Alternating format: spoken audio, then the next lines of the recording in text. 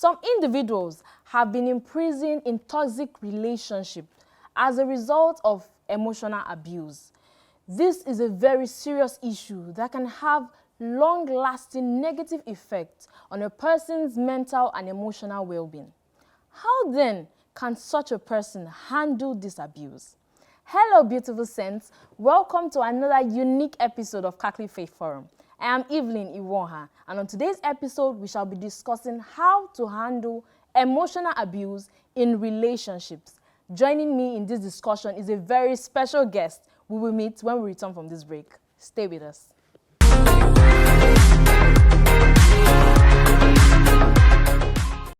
Welcome back, and if you're joining us for the first time, this is Catholic Faith Forum. I'm Evelyn Iwonha, and our discussion today is centered on how to handle emotional abuse in relationships. Allow me to introduce to you my very special guest in person of Mrs. Okeregbe. You are very much welcome, ma. It's a pleasure to have you here. Thank you. Thank you, ma. Mrs. Okeregbe is a trained counseling psychologist, practicing over 7 years, specializing in marriage counseling.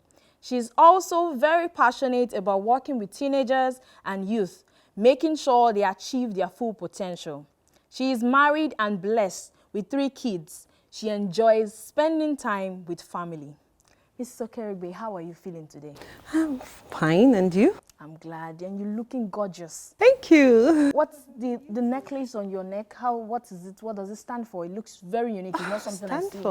It's I think this is South African design. Wow. I just like it because of its uniqueness. Wow, that's beautiful. That's very beautiful. So let's get to it. In your many years of practicing, I'm sure you would have encountered individuals who will come with a lot of complaints of how they feel in their relationships. So particularly to emotional abuse, what do you think is emotional abuse? Emotional abuse. This is any behavior or trait that seeks to control, seeks to manipulate, it seeks to, it demeans the person. Wow. The effect of such behavior on the people could cause psychological trauma. Wow. Any behavior or trait that can instigate psychological trauma in the person receiving, it's emotional. So to buttress that point, emotional abuse, any behavior, what kind of behavior would you see and recognize that, no, this is emotional abuse? Because of the very insidious nature of emotional abuse, it's very difficult. It's not like physical abuse that is so obvious that, you know, you see a man or a woman. Women too can slap their husbands and things like that. Women can be violent. You know, that's very obvious. You see the marks. I know I've seen some marks on some women who refuse to speak up, and I'm like, you know what, I'm going to speak up for you. Yeah. These marks are not usual. But for emotional abuse, it's not like that. I personally call it a silent killer. Wow. It's like a silent poison. The person controls you. The person makes you feel less than who you are. You are talking, the person just smiles at you and like, it's not that one they're saying. No, don't bother your pretty head, dear. This is out of your league. Really? You know. So it makes you feel that less than who you are. It makes you afraid. It frightens you. You can't, even just the stare, the way they look at you, it's those are signs. I have friends, some friends, I've been in places with some friends who are married, and while we are in that place, maybe girls hang out, we're all meeting in a friend's house, their husbands will call severally. There was one time, a husband actually asked to speak with the husband of the friend's house we're in. Wow. And we were all so turned off that we had this expression on our faces like we could puke, that he doesn't believe you're here. Why? You know, so they just monitor you, monitoring behavior, controlling behavior, frightening behavior. Behavior that makes you feel depressed, feel less than who you are. You just feel belittled. That's emotional abuse. When an individual feels belittled, discouraged or manipulated or controlled in some kind of way, such a person is certainly not comfortable, or, you know, the person is not enjoying that relationship. But why would you think people will remain in such relationships? That's the $1 million question. You know, people The first thing is that sometimes when people are passing through, especially emotional abuse, they don't even know, it's difficult to define, like I said, because of the insidious nature of it. It's kind of silent. It takes, that's why, please, I will say this to all of us watching, watch out when your loved ones are in relationships. Please help them watch. We are not saying be some kind of monitoring spirit and that, you know, but watch out. Sometimes they might not know. It takes an outsider to observe closely and like, what is this? Say, no, he just, that's the way they love me. Probably that's their love language. No, there's no love language like emotional abuse, you know. So why do they remain? Sometimes the cycle of control is difficult to break. Wow. It's difficult to break. I don't know, there's this experiment. When you cage a mouse for so long, even when you open the cage, I always use this analogy. When you open the cage of the gate, and what's it called, the door of the cage, after many years, the mouse doesn't know how to get out. It's just so used to that closed space and going around, you know. So the cycle of control is difficult to break. That's the first and foremost thing. Then secondly, we live in a society, I keep saying it, Africa, God help us, where it is ride or die. Wow. Yes. Once you are engaged in some very serious relationship, you see someone want to get married, maybe the person has done introduction and all that, and you notice some of these traits, and you tell your mom. And the mom says, if you leave him now, the village will start counting for you. Oh. See what he has done. Look at how see all what he has done. Everybody came. And you're like, Mom, you're not listening. This person. So at a stage, anybody, you go to that auntie and the auntie is like, well, somehow, no, that's how. And that's, some people are like that, but he's nice. Shall I see all the gifts he brought? You know, so sometimes who to talk to, it's a problem. Because of the kind of, we are in that society where at times we are silent about ills. I thank God for the new generation that is changing a bit. People are beginning to speak out, you know. So the cycle of control is difficult to break, that's one. Secondly, the ride and die written and theory of our society, the African society, you are there, we'll manage it like that and all whatnot. That's also another thing. Then sometimes shaming, people are just ashamed to, you know, for no reason that we would like tell, it will seem like, you know, this is what always happens to me. Then again, some people have very low self-esteem. They will take anything from anyone because of, that's another story for another day. Maybe from their family of origin, they didn't get any validation. Nobody ever told them any nice thing. They're searching for love, but they don't even know what love is. Ma, please hold that thought. Let's take a break and find out who the saint of the week is. Stay with us.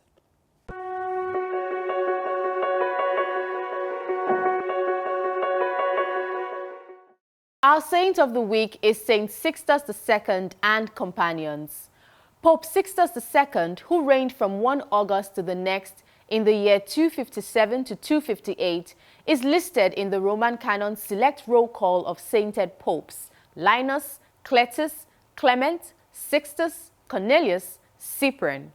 The preservation of his name in the liturgy is compelling proof of the lasting impact of his bloody witness.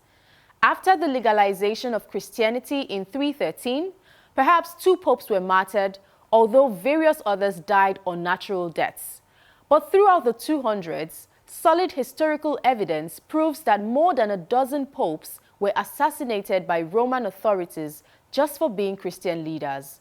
Sixtus II succeeded to the chair of St. Peter at a difficult time. The on and off persecutions of the early church were on again in the 250s.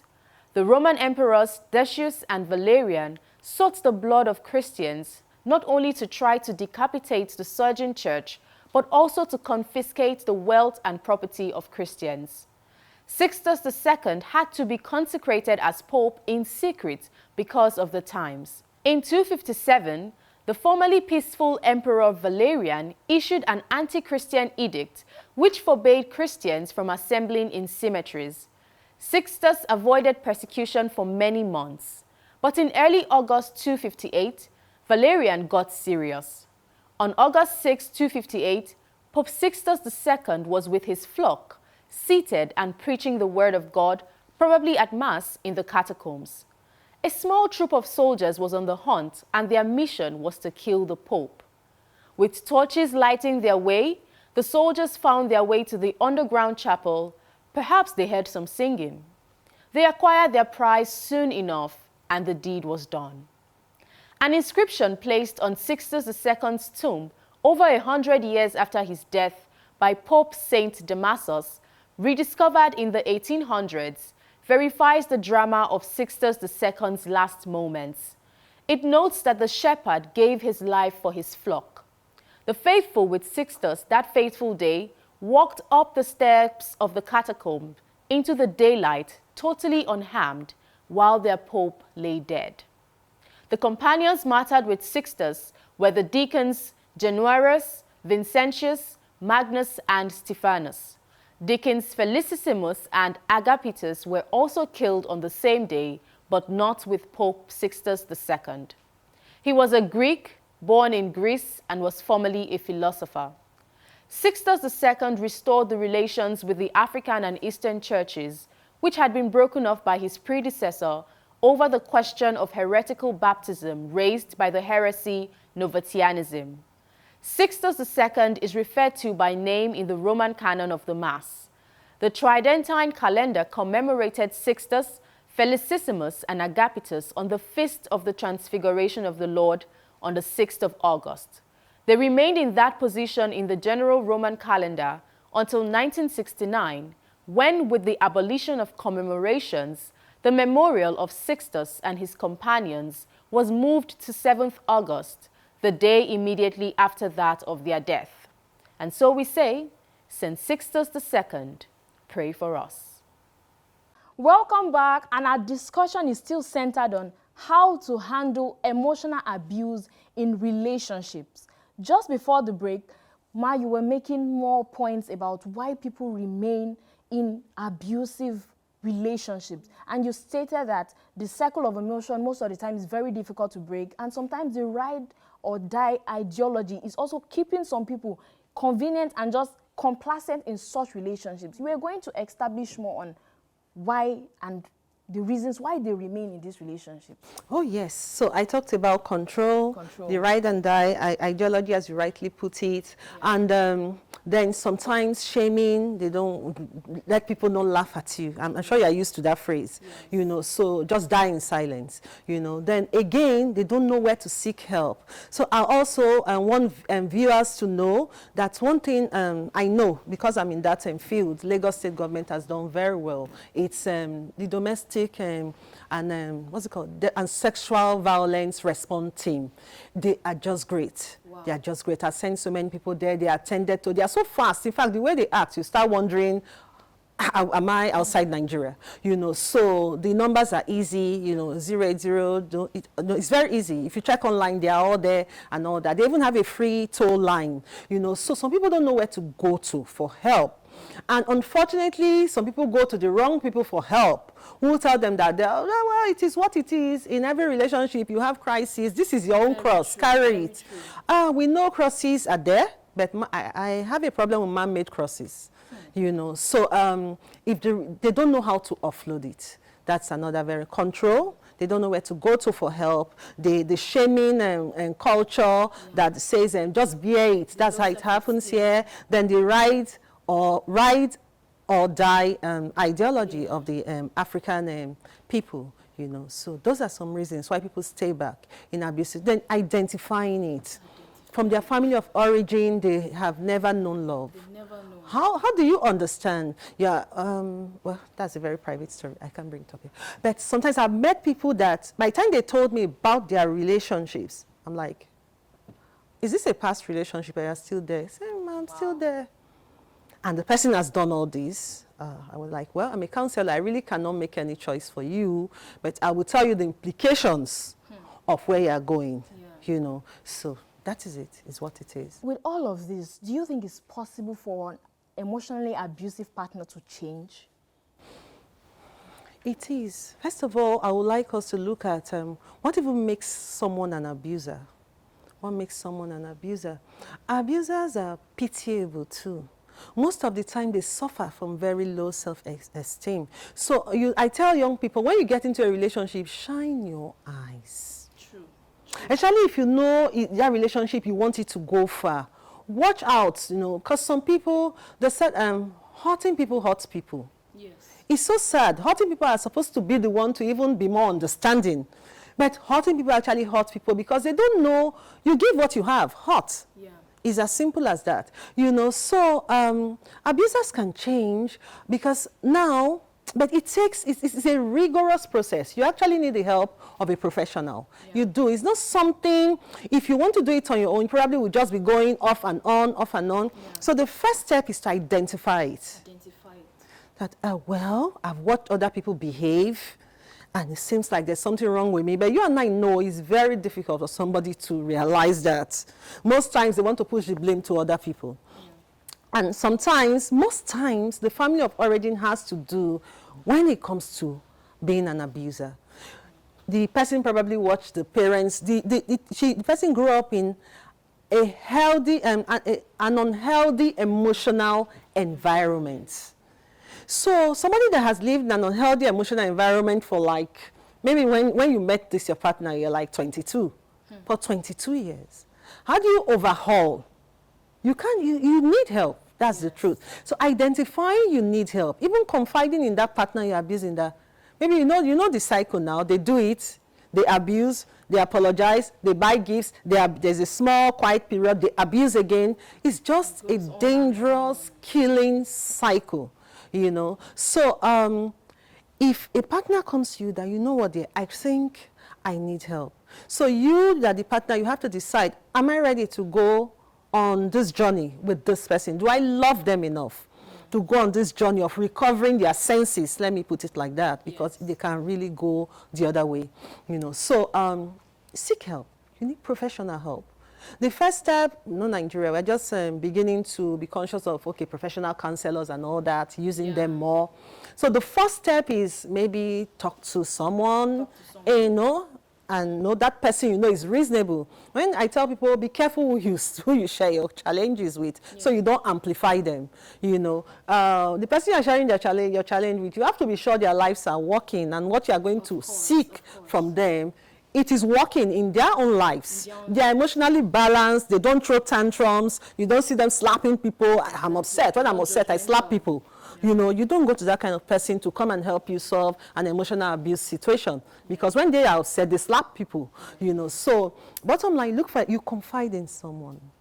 You identify it, confide in someone. And as you are going to go on this journey of recovering your sanity, let me put it like that, confiding, go on it with either your partner, if it's a relationship you are in, go on it. So even when you want to go back to who you want to, there's somebody cheering you on that, you can do this, you are getting better.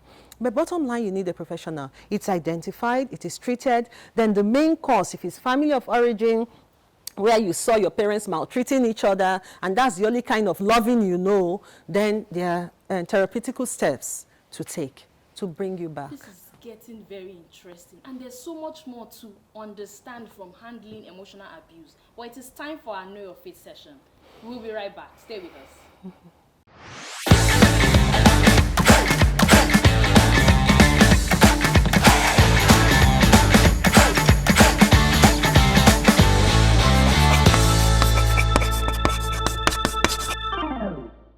Hi guys, welcome to today's episode of Know Your Faith. I am Jeffrey, your host. Today's topic is a question that I know a lot of Catholics ponder on. The topic is, can I receive the Holy Communion more than once a day? I know you're probably saying, yes, finally, I've had this on my mind. Don't worry, it's been on our minds too. That's why today we'll be answering it. So first, what is Holy Communion?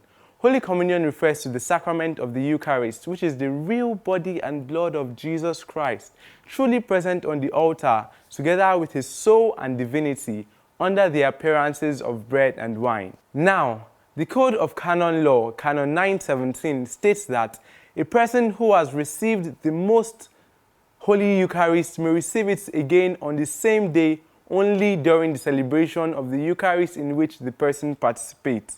A Catholic can receive the sacrament of the Holy Eucharist at most 2 times per day. if certain conditions are met. What this means is that a Catholic may receive Holy Communion twice when 1. You attend a regular daily Holy Mass and a funeral during which there is a Eucharistic celebration. Number 2, you attend a regular daily Holy Mass and a wedding during which there is a Eucharistic celebration. 3, you attend a regular daily Holy Mass and receive the last rite, that is the anointing of the sick. Number 4, you attend a regular daily Holy Mass and a vigil Holy Mass on the same day. So in summary, a Catholic can receive the Holy Eucharist more than once a day if certain conditions are met. So that's it for today, guys. Thank you for watching this video. Until next time, be bold and be Catholic.